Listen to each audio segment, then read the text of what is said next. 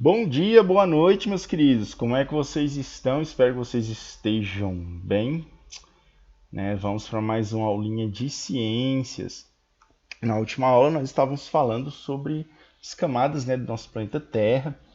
Falamos da atmosfera e falamos também das camadas consideradas sólidas, né? E agora a gente vai voltar para a crosta terrestre, né? Vamos voltar aqui para a nossa litosfera, né? E a gente vai falar de rochas, né? Que são rochas e sobre os possíveis tipos de rochas que existem aí no nosso planeta. Vamos que vamos. Então, o que seria uma rocha, né? A rocha ela vai ser um corpo sólido e ele vai ser constituído ali por um agregado de minerais, né? Diferentes minerais. E as rochas formam, né, a camada externa sólida da Terra, nossa boa e velha litosfera. E existem basicamente três tipos de rochas, né? E essas rochas elas vão ser classificadas de acordo com as suas características. O que seriam essas rochas? Nós temos as rochas ígneas ou magmáticas, rochas metamórficas e as rochas sedimentares. Então são basicamente os três tipos de rocha que existem. O que seria uma rocha ígnea ou magmática? Como o próprio nome já fala, ela vai ser formada por meio da solidificação do magma. Ou seja, essas aí são as primeiras rochas da crosta terrestre. E elas vão formar aí o nosso embasamento, né? Nossa rocha primordial. E elas podem ser de dois tipos, né? As vulcânicas ou extrusivas, ou as plutônicas ou intrusivas, né? O que seria isso? Uma rocha vulcânica ou extrusiva? São aquelas que vão ser formadas na superfície após erupção vulcânica. E aí você vai ter o resfriamento do magma, né, que vai acontecer muito rápido e por isso os cristais eles não se organizam, né, e não podem ser vistos a olho nu. Com o exemplo de rochas extrusivas temos o basalto e a pedra pómez, né? Então uma característica dessa rocha aí, quando você tem uma erupção vulcânica e aquela lava solidifica, né? O pessoal fala rocha vulcânica, isso vai formar uma forma de rocha extrusiva. Como ela se solidifica muito rápido, ela se resfria muito rápido, os minérios que estão ali nela, eles não vão conseguir formar cristais, eles não vão se cristalizar, ficando assim, portanto, espalhados lá de forma microscópica. Se você pegar um pedacinho de basalto, o que é um basalto? Aquela pedrinha preta que eles usam em calçamento de calçada, lá no centro de Goiânia vocês vão ver muito ali, naquelas calçadas que tem pedrinha branca e pedrinha preta. Aquela pedrinha preta ela é basalto. Se você pegar ele, limpar ele, olhar ele com a luz do sol, você vai ver que ele tem um brilhozinho ali. Então ali são pequenas partículas de minérios ali que ficam retidas na superfície dele. Olha só o basalto, essa rochinha escura aqui. Mais um exemplo aqui de formações basálticas aqui. Olha aqui também. Então ele tem sempre essa cor mais escura aqui e ele é bastante usado ali para fazer calçamento de calçadas. A aplicação do basalto, né? Então, assim, ele é usado para fazer enquadramento de portas, janelas, no calçamento das ruas, na construção de casas, construção de diques, represas de águas, correntes ou reservatórios de água com comportas. Então, o basalto ele é bastante usado em construção. A rocha, por causa dele, ele é uma rochinha mais escura, o pessoal acha legal a textura dele. A pedra pómez, né? A pedra pómez ela vai se formar durante eventos vulcânicos explosivos. E aí a larva líquida ela vai, né, ficar muito rica em gases, né? E aí ela vai ser projetada na atmosfera formando pedaços de espuma, constituídos por materiais lávicos e recheados por bolhas de gás. Por isso que a pedra pómez ela lembra uma esponja, ela é cheia de bolinhas. Isso é porque a lava que dá origem a ela, ela vai estar cheia de gases, né, como se fosse uma espuma. Ela vai ficar muito porosa e por isso que vai formar a pedra pómez, e daí que vem o nome pómez também. Olha só, aplicações da pedra pómez, né? Na forma de pó, né? Polimento de dentes e de trabalhos protéticos. Ela também é usada para fazer cosmético, né? Aumentar o poder de limpeza de sabões e detergentes.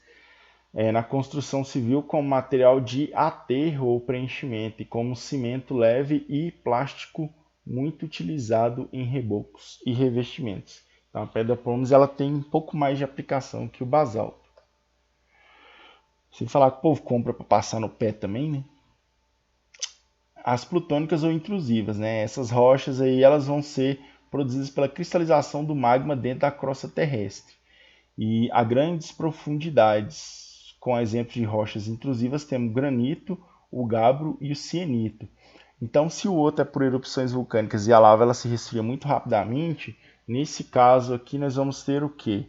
Nós vamos ter um resfriamento mais lento e uma profundidade maior sobre maior pressão, e por causa disso daí, os minérios eles vão conseguir se cristalizar também.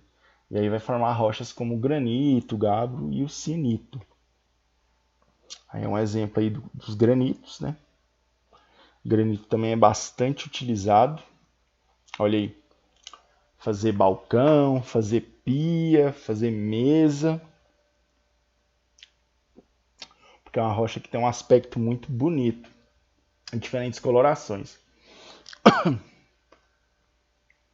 E aí o granito, né, na construção civil, né, ele é usado para fazer revestimento, confecção de bancadas de cozinha, pisos, né, com grande trânsito, né, entradas de prédio, né, e na sua forma mais bruta como revestimento de calçadas e passeios públicos. Então vai ter vários tipos de granito e o valor deles também vai ser classificado com nível de pureza, dureza e todas as outras questões aí.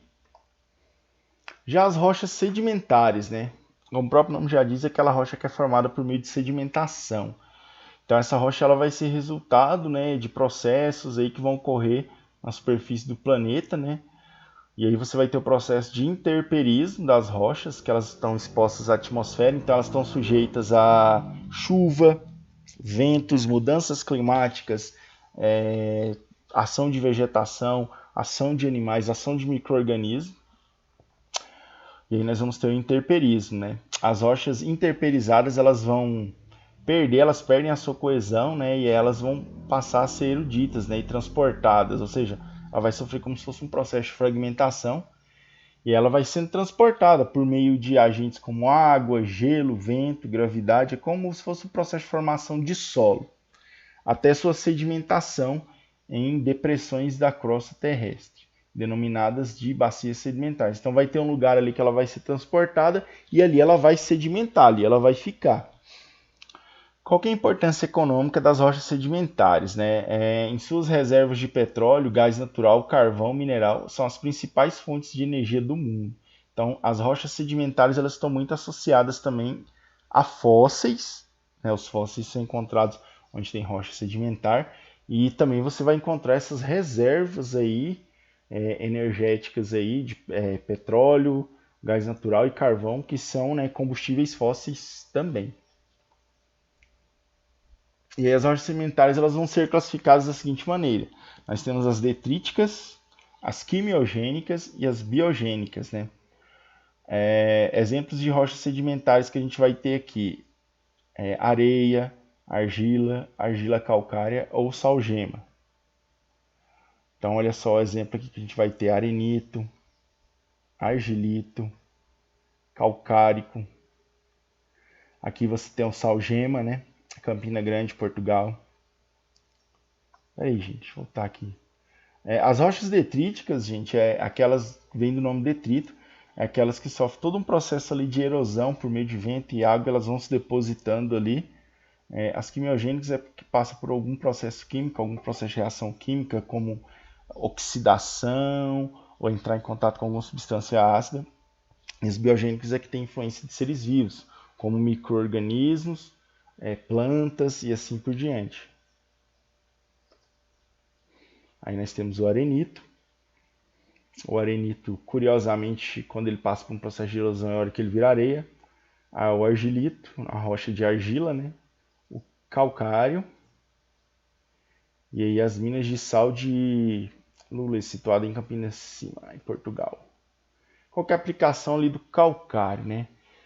O calcário ele vai ser usado na produção de cimento, correção do solo para usos agrícolas, na metalúrgica também, na produção de cal, a fabricação do vidro e também, né, ele é uma pedra ornamental, né? Aquelas pedrinhas brancas que vocês veem em jardim é calcário, viu? Bem branquinha. Já o salgema é na preparação de alimentos, que tal flor de sal, né? Como complemento na alimentação do gado também, aquele sal mineral. Curtume de couro para fazer o curtimento ali do couro. Como matéria-prima para obtenção de cloro e ácido clorídrico também, soda cáustica e bicarbonato de sódio, eles são usados aí para as reações químicas. Na fabricação de sabão, detergente, pasta de dente, cosméticos, na indústria de porcelanas, testes bélicas, até bélicas, para fazer arma. E é utilizado no tratamento de água e purificação de gases. E ele também é usado na produção de borrachas sintéticas, né? Tratamento de óleos vegetais, celulose, papel, alumínio, produtos farmacêuticos, tintas, inseticidas, cola, fertilizante, corretivo de solos, dentre outros. Então, ele tem uma ampla utilização, salgema. As rochas detritícias, né? Formada a partir dos detritos de outras rochas, como por exemplo o arenito. O arenito ele se desgasta muito facilmente, sendo ora pela ação do vento ou pela ação da água. Ele tem essa característica aí. Quimiogênicos, né? Originais a partir de substâncias dissolvidas na água, como exemplo temos estalactites. Você vai ter as reações químicas, né? Por exemplo, estalactites até as estalagmites também são formadas nesse processo aí. Olha só que legal. Isso aqui é muito bacana de se ver dentro de uma caverna. As biogênicas, né, que são formadas por restos de seres vivos. Um exemplo é o calcário conquífero, formado através de resíduos de conchas de animais marinhos. Olha só que interessante aqui. Então tem aquelas também que são formadas ali por restos de seres vivos. Já as rochas metamórficas, né?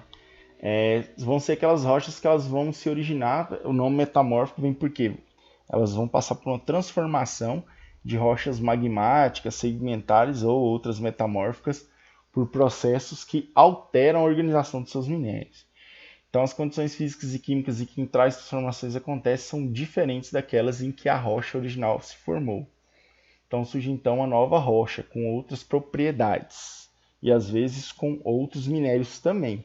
Então, um exemplo de rocha metamórfica que a gente vai ter é guinais, o mármore e a ardósia. Olha, é guinais, né? Então, o Morro do Corcovado, lá do Rio de Janeiro, praticamente um pedação de rocha metamórfica. E a guinais, né? A guinais ela surge ali do metamorfismo do granito. Então, assim, o granito ele é uma rocha magmática, né? Então, ele vai ser formado a partir de um longo resfriamento aí, né? Porque ele é uma rocha intrusiva plutônica, solidificação de um magma na rocha derretida.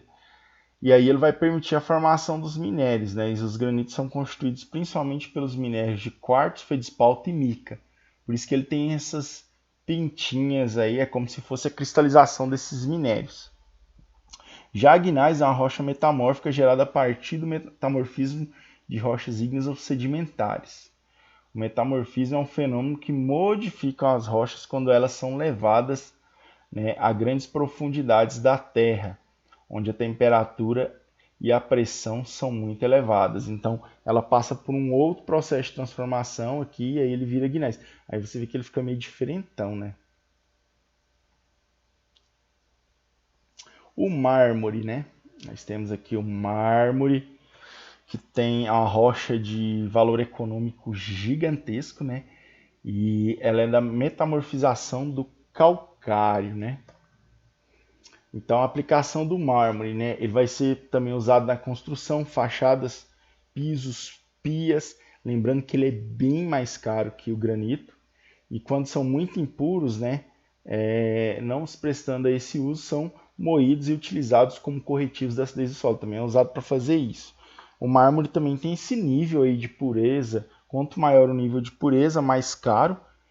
Quanto menor o nível de pureza, né, mais barato. E em alguns casos ele não serve, só serve para fazer correção do solo. Tem uns mármores que eles são branquinhos. Aqueles mármores lá que eles usam para fazer escultura, que eles usavam na Idade Antiga, eles são branquinhos. Eles são de uma pureza gigantesca.